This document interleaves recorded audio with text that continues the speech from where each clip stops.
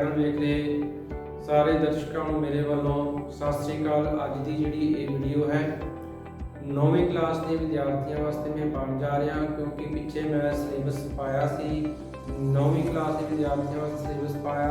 उस सिलेबस के जड़ियाँ दो पोएमां दित्तियां हुई सन, उन्होंने अज आप एक पोएम करन जा रहे हैं।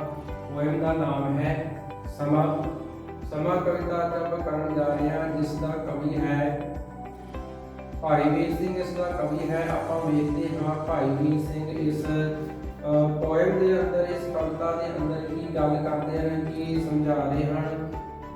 देखते हैं आप भाई वीर सिंह जी इस पोएम में देख लो। सही वास्ते घट समय ने एक ना मनी, फड़ फड़ रही तरीक समय खिसकाई कन्नी, किवे ना सकी रोक अटक जो पाई भन्नी, त्रिखे अपने वेग गया टप बन्ने बन्नी।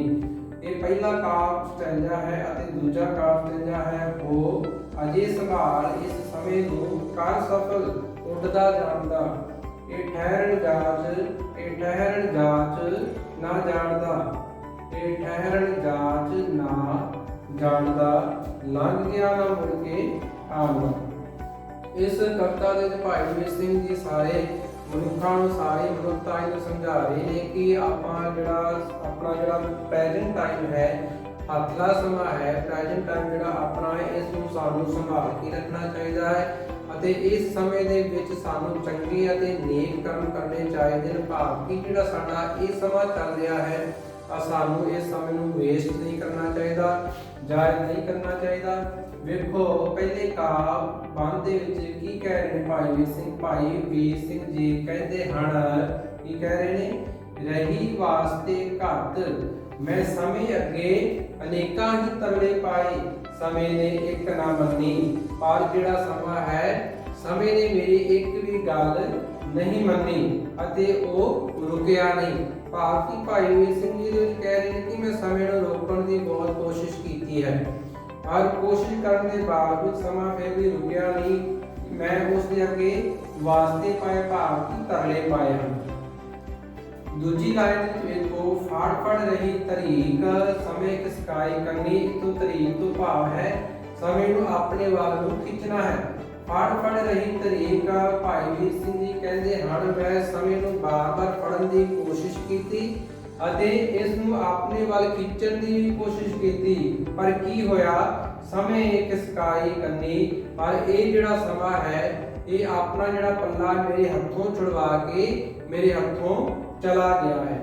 तीजी लाइन में आ लो, किवे ना सकी रोक अटक जो पाई भन्नी। इथे भाई वीर सिंह जी कहते हैं, किवे ना सकी रोक मैं किसी भी हीले राही इस समय नूं रोक नहीं सकिया, अटक जो पाई मैं इस समय के अगे अनेकां ही रुकावटां पाईयां। अटक तो भाव है रुकावट, अटक इसदा मतलब है रुकावट। मैं समय अगे अनेकां ही रुकावटां पाईयां, पर इन्हां रुकावटां नूं तोड़दा होया समा अगे चला गया है। त्रिखे अपने वेग, भाव त्रिखे तो भाव है जिहड़ी इसकी स्पीड है, इसकी जिहड़ी गति है बहुत ही तेज है, त्रिखी है। त्रिखे अपने वेग गया टप बन्ने बन्नी। भाई वीर सिंह जी कहते हैं, ये जिहड़ा समा है, इसका जिहड़ा वेग है, इसकी जिहड़ी गति है इन्नी त्रिखी है, इन्नी तेजी नाल अगे जा रहा है। गया टप बन्ने बन्नी, जिहड़ा कि मैं रुकावटां इस अगे पाईयां, जिहड़े इस अगे मैं बंन लगाए सारे बन्नियां नूं टपदा होया अगे चला गया है। की वेख्या इहदे विच पहली लाइन विच मैं समय अगे तरले कीते, समय ने मेरी गल नहीं मन्नी। फिर मैं उसनूं फड़ फड़ के अपने वाल खिंचिया है, पर समा अपनी कन्नी मेरे हाथों छुड़वा के अगे चला गया। उस तो बाद किसी भी हीले नाल मैं समय को रोक नहीं सकिया। इस अगे जो भी मैं रुकावटां पाईयां, उन्हां सारियां रुकावटां नूं तोड़दा होया समा अगे चला गया। फिर इसके जिहड़े वेग है, इसकी जिहड़ी गति है इन्नी तेज है, ये सारे जिहड़े इस अगे मैं बंन लगाए बन्ने लगाए वो सारे टपदा होया अगे चला गया। इसी पहला काव्यबंध। हुण दूजे काव्यबंध विच आ जाओ। दूजे काव्यबंध विच भाई वीर सिंह जी की कह रहे ने, हो अजे संभाल इस समय नूं हो दे ਜਾਣਦਾ ਰਹੋ। ਅਜੇ ਸੰਭਾਲ ਇਸ ਸਮੇਂ ਨੂੰ ਇੱਥੇ ਮਨੁੱਖ ਨੂੰ ਸੰਬੋਧਨ ਕਰਦੇ ਹੋਏ ਭਾਈ ਵੀਰ ਸਿੰਘ ਜੀ ਕਹਿੰਦੇ ਹਨ, ਹੇ ਮਨੁੱਖ ਅਜੇ ਸੰਭਾਲ ਇਸ ਸਮੇਂ ਨੂੰ, ਤੂੰ ਹਜੇ ਵੀ ਇਸ ਆਪਣੇ ਪ੍ਰੈਜ਼ੈਂਟ ਟਾਈਮ ਨੂੰ ਜਿਹੜਾ ਤੇਰਾ ਹੱਥਲਾ ਸਮਾਂ ਇਸ ਨੂੰ ਸੰਭਾਲ ਲੈ। ਕਿਵੇਂ ਸੰਭਾਲਣਾ ਹੈ ਇਹ ਵੇਖਣਾ ਆਪਾਂ। ਕਰ ਸਫਲ ਭਾਵ ਕਿ ਤੂੰ ਆਪਣੇ ਇਸ ਸਮੇਂ ਨੂੰ ਸਫਲ ਕਰ ਲੈ, ਉੱਡਦਾ ਜਾਪਦਾ, ਕਿਉਂਕਿ ਇਹ ਜਿਹੜਾ ਸਮਾਂ ਤੇਰੇ ਹੱਥੋਂ ਉੱਡਦਾ ਜਾ ਰਿਹਾ ਹੈ। ਕੀ ਕਹਿ ਰਹੇ ਨੇ ਭਾਈ ਵੀਰ ਸਿੰਘ? ਭਾਈ ਵੀਰ ਸਿੰਘ ਜੀ ਕਹਿੰਦੇ ਹਨ, ਹੇ ਮਨੁੱਖ ਤੂੰ ਇਸ ਸੰਭਾਲ ਨੂੰ ਅਜੇ ਵੀ ਸੰਭਾਲ ਲੈ। ਕਰ ਸਫਲ ਉੱਡਦਾ ਜਾਪਦਾ, ਤੂੰ ਇਸ ਸਮੇਂ ਨੂੰ ਸਫਲ ਕਰ ਲੈ, ਚੰਗੇ ਅਤੇ ਨੇਕ ਕਰਮ ਕਰਕੇ ਇਸ ਆਪਣੇ ਸਮੇਂ ਨੂੰ ਸਫਲ ਬਣਾ ਲੈ, ਕਿਉਂਕਿ ਉੱਡਦਾ ਜਾਪਦਾ, ਕਿਉਂਕਿ ਤੇਰੇ ਹੱਥੋਂ ਸਮਾਂ ਜਿਹੜਾ ਹੈ ਉੱਡਦਾ ਜਾ ਰਿਹਾ ਹੈ। ਇਹ ਠਹਿਰਨ ਜਾਚ ਨਾ ਜਾਣਦਾ, ਇਸ ਸਮੇਂ ਨੂੰ ਠਹਿਰਨ ਦੀ ਜਾਚ ਨਹੀਂ, ਇਸ ਸਮੇਂ ਨੂੰ ਰੁਕਣ ਦੀ ਜਾਚ ਨਹੀਂ ਹੈ।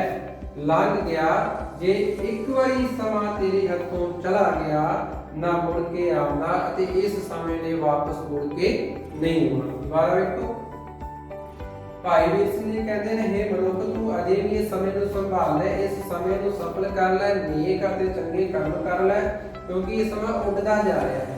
ਇਹ ਠਹਿਰਨ ਜਾਚ ਨਾ ਜਾਣਦਾ, ਲੰਘ ਗਿਆ ਨਾ ਮੁੜ ਕੇ ਆਉਂਦਾ, ਇਹਨੂੰ ਰੁਕਣ ਦੀ ਜਾਚ ਨਹੀਂ।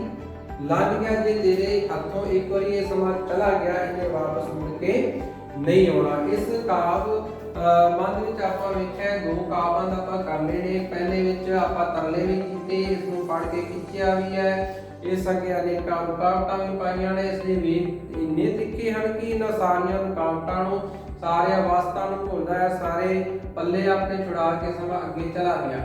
ਅਤੇ ਦੂਜੀ ਵਿੱਚ ਫਿਰ ਸਮਝਾਇਆ ਹੈ ਭਾਈ ਵੀਰ ਸਿੰਘ ਨੇ, ਤੂੰ ਆਪਣੇ ਸਮੇਂ ਨੂੰ ਸੰਭਾਲ ਲੈ, ਸਫਲ ਕਰ ਲੈ, ਚੰਗੇ ਅਤੇ ਨੇਕ ਕੰਮ ਕਰ ਲੈ, ਅਤੇ ਕਿਉਂਕਿ ਇਹਨੂੰ ਠਹਿਰਨ ਦੀ ਜਾਚ ਨਹੀਂ, ਇਹ ਇੱਕ ਵਾਰੀ ਤੇਰੇ ਸਮਾਂ ਹੱਥੋਂ ਨਿਕਲ ਗਿਆ, ਇਹਨੇ ਵਾਪਸ ਮੁੜ ਕੇ ਨਹੀਂ ਆਉਣਾ। ਇਸ ਕਵਿਤਾ ਦੇ ਵਿੱਚ ਆਪਾਂ ਸਮੇਂ ਬਾਰੇ ਪੜ੍ਹਿਆ, ਸਮੇਂ ਦੀ ਇੰਪੋਰਟੈਂਸ ਬਾਰੇ ਪੜ੍ਹਿਆ ਕਿ ਸਾਨੂੰ ਆਪਣਾ ਪ੍ਰੈਜ਼ੈਂਟ ਟਾਈਮ ਜਿਹੜਾ ਹੈ ਉਸ ਨੂੰ ਸੰਭਾਲ ਕੇ ਰੱਖਣਾ ਹੈ। ਹੁਣ ਵੇਖੋ, ਇਹਦੇ ਵਿੱਚ ਦੋ ਕੁਐਸਚਨ ਬਣ ਜਾਂਦੇ ਨੇ ਵੱਡੇ ਜਿਹੜੇ ਨੇ। ਇਸ ਕਵਿਤਾ ਦਾ ਕਵਿਤਾ ਦਾ ਸਾਰ ਕੀ ਬਣੇਗਾ? ਸਾਰ ਬਣਦਾ ਹੈ ਜੋ ਆਪਾਂ ਇਹਦੇ ਵਿੱਚ ਪੜ੍ਹਿਆ। ਪਹਿਲੇ ਵਿੱਚ ਕੀ ਪੜ੍ਹਿਆ? ਤਰਲੇ ਕੀਤੇ, ਖਿੱਚਿਆ, ਰੁਕਾਵਟਾਂ ਪਾਈਆਂ, ਇਹਦੇ ਵੇਗ ਇੰਨੇ ਤਰੀਕੇ ਸਾਰੇ ਵੱਜਣ ਟੱਪਦਾ ਹੋਇਆ ਅੱਗੇ ਚਲਾ ਗਿਆ। ਇੱਕ ਤੇ ਇਹ ਲਿਖੋਗੇ ਇਹਦੇ ਵਿੱਚ। ਦੂਜਾ ਇਹਦੇ ਵਿੱਚ ਲਿਖੋਗੇ ਵੀ ਭਾਈ ਵੀਰ ਸਿੰਘ ਜੀ ਸਮਝਾ ਰਹੇ ਨੇ ਕੀ ਕਹਿ ਰਹੇ, ਹੇ ਮਨੁੱਖ ਤੂੰ ਆਪਣੇ ਸਮਾਂ ਜਿਹੜਾ ਇਹਨੂੰ ਸਫਲ ਕਰ ਲੈ, ਕਿਉਂਕਿ ਇਹ ਤੇਰੇ ਹੱਥੋਂ ਨਿਕਲਦਾ ਜਾ ਰਿਹਾ ਹੈ। ਦੂਜਾ, ਇਹਨੂੰ ਰੁਕਣ ਦੀ ਜਾਚ ਨਹੀਂ, ਅਤੇ ਇੱਕ ਵਾਰ ਤੇਰੇ ਹੱਥੋਂ ਨਿਕਲ ਗਿਆ, ਇਹਨੇ ਵਾਪਸ ਮੁੜ ਕੇ ਨਹੀਂ ਆਉਣਾ। ਆਪਾਂ ਇਹਨੂੰ ਸਾਰ ਰੂਪ ਦੇ ਵਿੱਚ ਲਿਖ ਸਕਦੇ ਹਾਂ। ਉਸ ਤੋਂ ਬਾਅਦ ਦੂਜਾ ਜਿਹੜਾ ਕੁਐਸਚਨ ਬਣੇਗਾ, ਇਸ ਕਵਿਤਾ ਦਾ ਕੇਂਦਰੀ ਭਾਵ ਕੀ ਹੈ? ਭਾਈ ਵੀਰ ਸਿੰਘ ਨੇ ਇੱਕ ਇੰਪੋਰਟੈਂਸ ਜਿਹੜੀ ਗੱਲ ਕੀਤੀ ਹੈ, ਸਮੇਂ ਦੇ ਮਹੱਤਵ ਨੂੰ ਇਸ ਕਵਿਤਾ ਦੇ ਵਿੱਚ ਦਰਸਾਇਆ। ਇਹ ਹੀ ਦਾ ਕੇਂਦਰੀ ਭਾਵ ਹੈ ਕਿ ਜਿਹੜਾ ਸਮਾਂ ਹੈ ਸਦਾ ਚਲਾਇਮਾਨ ਹੈ, ਸਮਾਂ ਦਿਨ ਬ ਦਿਨ ਅੱਗੇ ਵੱਧਦਾ ਜਾ ਰਿਹਾ ਹੈ। ਜੇ ਤੂੰ ਇਸ ਨੂੰ ਰੋਕਣ ਦੀ ਕੋਸ਼ਿਸ਼ ਕਰੇਗਾ, ਇਸ ਸਮੇਂ ਨੇ ਰੁਕਣਾ ਨਹੀਂ, ਇਹ ਸਮੇਂ ਨੇ ਫਿਰ ਵੀ ਤੇਰੇ ਹੱਥੋਂ ਨਿਕਲ ਕੇ ਅੱਗੇ ਚਲਾ ਜਾਣਾ ਹੈ। ਇਸ ਕਵਿਤਾ ਵਿੱਚ ਭਾਈ ਵੀਰ ਸਿੰਘ ਨੇ ਇੱਕ ਸਾਰੀ ਮਨੁੱਖਤਾਈ ਨੂੰ ਇੱਕ ਮੈਸੇਜ ਵੀ ਦਿੱਤਾ ਹੈ ਕਿ ਜਿਹੜਾ ਸਾਡਾ ਪ੍ਰੈਜ਼ੈਂਟ ਟਾਈਮ ਹੈ, ਸਾਨੂੰ ਇਸ ਸਮੇਂ ਨੂੰ ਸੰਭਾਲ ਕੇ ਰੱਖਣਾ ਚਾਹੀਦਾ ਹੈ, ਇਸ ਸਮੇਂ ਦੀ ਇੰਪੋਰਟੈਂਸ ਨੂੰ ਸਮਝਣਾ ਚਾਹੀਦਾ ਹੈ, ਤੇ ਇਸ ਸਮੇਂ ਦੇ ਵਿੱਚ ਜੋ ਵੀ ਆਪਾਂ ਕਾਰਜ ਕਰਨਾ ਚਾਹੁੰਦੇ ਆ ਉਹਨੂੰ ਕੱਲ ਉੱਤੇ ਨਾ ਪਾਇਆ ਜਾਏ, ਅਤੇ ਆਪਣਾ ਜਿਹੜਾ ਕਾਰਜ ਹੈ ਇਸੇ ਸਮੇਂ ਦੇ ਵਿੱਚ ਰਹਿ ਕੇ ਅਸੀਂ ਸੰਪੂਰਨ ਕਰੀਏ। ਤੇ ਇਸ ਕਵਿਤਾ ਦੇ ਵਿੱਚ ਤੁਹਾਨੂੰ ਛੋਟੇ ਕੁਐਸਚਨ ਵੀ ਮਿਲ ਸਕਦੇ ਨੇ, ਜਿਵੇਂ ਕਿ ਇਹਦੇ ਵਿੱਚ ਵਾਸਤੇ ਦਾ ਮੀਨਿੰਗ ਪੁੱਛਿਆ ਜਾ ਸਕਦਾ ਹੈ, ਤਰੀਕ ਦਾ ਮੀਨਿੰਗ ਪੁੱਛਿਆ ਜਾ ਸਕਦਾ ਹੈ, ਅਟਕ ਦਾ ਮੀਨਿੰਗ ਪੁੱਛਿਆ ਜਾ ਸਕਦਾ ਹੈ, ਕਿਉਂਕਿ ਇਸ ਸਵਾਲ ਦੇ ਜਿਹੜੇ ਤੁਹਾਡੇ ਕੁਐਸਚਨ ਆਉਣੇ ਨੇ ਇਹ MCQ ਕੁਐਸਚਨਾਂ ਦੇ ਵਿੱਚ ਆਉਣੇ ਨੇ। ਤੇ ਸਮੇਂ ਦਾ ਵੇਗ ਕਿਵੇਂ ਦਾ ਹੈ, ਇੱਕ ਕੁਐਸਚਨ ਇਹ ਵੀ ਬਣ ਜਾਂਦਾ, ਸਮੇਂ ਦਾ ਵੇਗ ਬਹੁਤ ਹੀ ਤਿੱਖਾ ਹੈ। ਕੌਣ ਸਮੇਂ ਨੂੰ ਰੋਕ ਨਹੀਂ ਸਕਦਾ? ਮਨੁੱਖ ਸਮੇਂ ਨੂੰ ਰੋਕ ਨਹੀਂ ਸਕਦਾ। ਐਵੇਂ ਦੇ ਕੁਐਸਚਨ ਤੁਹਾਡੇ ਕੋਲ ਆ ਜਾਣਗੇ, ਤੁਸੀਂ ਇਸ ਨੂੰ ਬੜੇ ਧਿਆਨ ਨਾਲ ਸਮਝਣਾ ਹੈ, ਇਸ ਨੂੰ ਬੜੇ ਧਿਆਨ ਨਾਲ ਵੇਖਣਾ ਹੈ, ਅਤੇ ਇਸ ਤੋਂ ਰਿਲੇਟਡ ਹੋਰ ਵੀ ਵੀਡੀਓ ਪ੍ਰਾਪਤ ਕਰਨ ਵਾਸਤੇ ਅਗਲਾ ਜਿਹੜਾ ਸਿਲੇਬਸ ਹੈ ਉਹਨੂੰ ਵੀ ਇੱਕ ਵੀਡੀਓ ਕਰਕੇ ਆਪਾਂ ਇਸ ਚੈਨਲ ਦੇ ਉੱਤੇ ਪਾਵਾਂਗੇ। ਇਸ ਵਾਸਤੇ ਤੁਸੀਂ ਮੇਰੇ ਇਸ ਚੈਨਲ ਨੂੰ ਲਰਨ ਪੰਜਾਬੀ YouTube ਚੈਨਲ ਨੂੰ ਲਾਈਕ ਕਰੋ, ਸ਼ੇਅਰ ਕਰੋ, ਕਮੈਂਟ ਕਰੋ, ਸਬਸਕ੍ਰਾਈਬ ਕਰੋ, ਅਤੇ ਇਹਦਾ ਜਿਹੜਾ ਬੈਲ ਆਈਕਨ ਦਾ ਬਟਨ ਹੈ ਉਸ ਨੂੰ ਦਬਾਉਣਾ ਨਾ ਭੁੱਲਣਾ, ਤਾਂ ਜੋ ਜਿਹੜੀਆਂ ਹੋਰ ਵੀ ਵੀਡੀਓ ਮੈਂ ਪਾਵਾਂਗਾ ਉਹ ਤੁਹਾਨੂੰ ਸਮੇਂ ਸਿਰ ਮਿਲ ਸਕਣ। ਅਤੇ ਅੱਜ ਦੇ ਵਾਸਤੇ ਇੰਨਾ ਹੀ ਹੈ। ਸਾਰਿਆਂ ਨੂੰ ਮੇਰੇ ਵੱਲੋਂ ਸਤਿ ਸ੍ਰੀ ਅਕਾਲ ਜੀ।